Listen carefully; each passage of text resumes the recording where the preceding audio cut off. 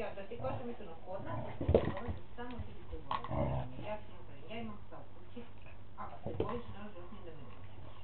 I to je kod mene pravilo. Ja Peti malo da kažem, za onaj zakon, u Novom Sadu, Peđa, jesi čitala, i čitam one komentare, ja ne mogu da verujem što Pa ljudi nisam pišu.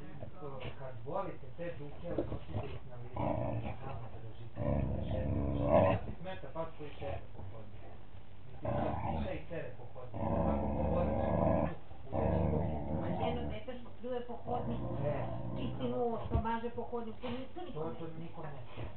Ne smeta kad ti se slivare pa zlato do kolena i uđe tako u hodniku, to ne smeta. Da, obično su postoje.